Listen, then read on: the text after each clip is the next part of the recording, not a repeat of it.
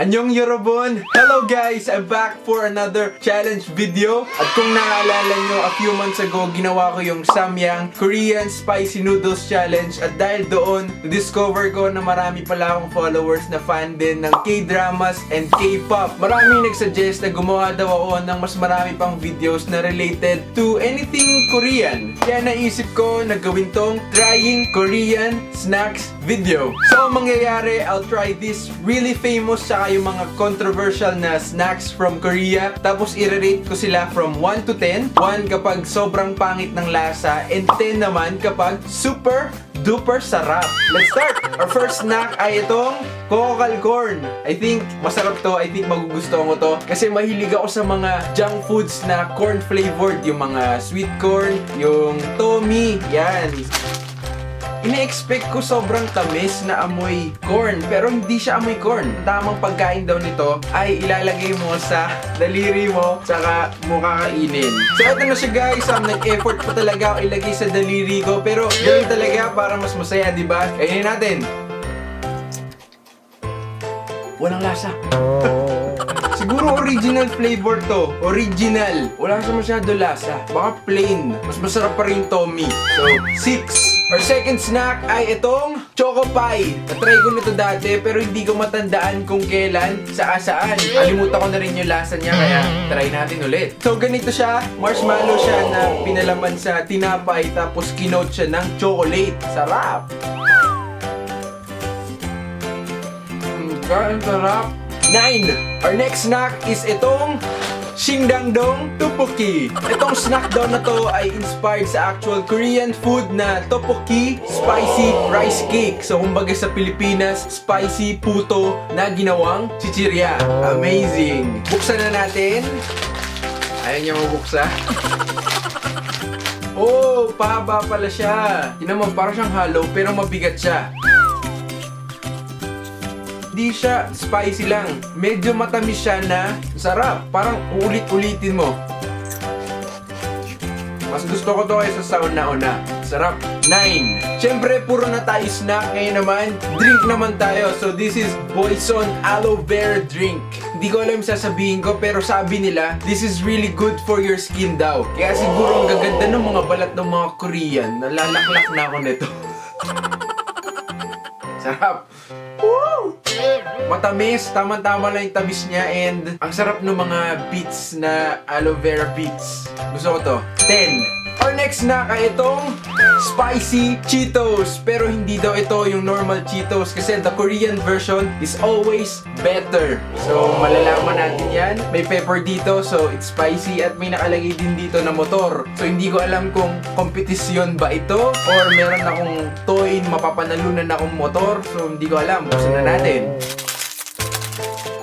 Hindi ako nanalo ng motor. Parang pogs lang siya. Tikman na natin. Ang sarap! Parang siyang cheese curls na barbecue flavor na spicy na matamis na ang sarap.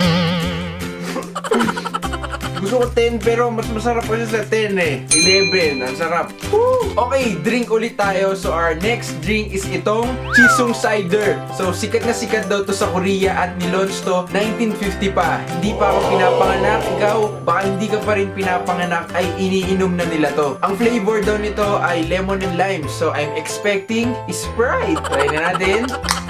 Wow! Sprite. Lasang Sprite pero ito parang mas smooth siya.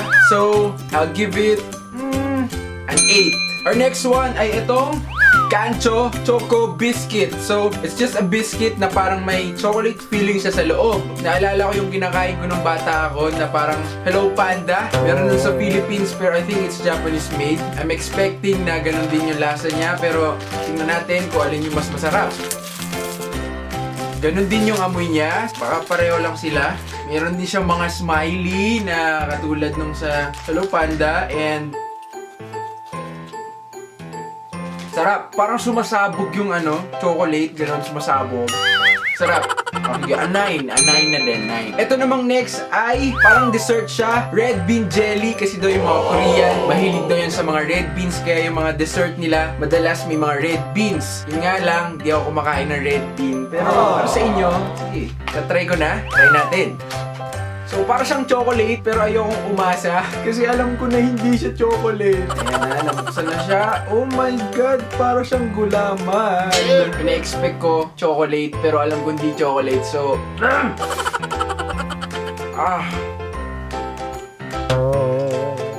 it's good, pero hindi ako makain ng red beans. Kaya baka para sa inyo masarap, pero for me, 4. At ang last ay another drink. Dito ako pinaka sobrang excited. Shike Rice Punch. So drink siya na kanin flavor at meron pa daw mga kanin-kanin na beets. Pinakaayaw ko pa naman pag may umiinom yung may naiiwan ng mga kanin-kanin sa baso. Sarap. Di ko alam kung ano mafe-feel ko sa drink na to. Pero try na natin. Shake well daw before serving. So shake. Oh! Oh! Oh! Sumabog! Di ko alam kung soda siya, pero ang baho, amoy sinaing. Yak! Para siyang champurado, tapos meron pa siya mga kanin nga. Gusto ko pa i-try, pero para siyang bakit? 4, ayoko. There you go guys, sana nag-enjoy kayo sa video na to. Sobrang nag-enjoy ako. Feeling ko ang dami ko na-experience dahil sa mga videos na ganito. Kaya kung meron pa kayong mga ideas and challenges na gusto nyong i-try and gawin ko, i-comment nyo lang sa ibaba. At kung meron na kayong na-try ng mga ibang Korean foods na wala sa video na to, i-comment nyo sa ibaba para matry din namin. I'll see you guys in my next video. Thank you so much and annyeong!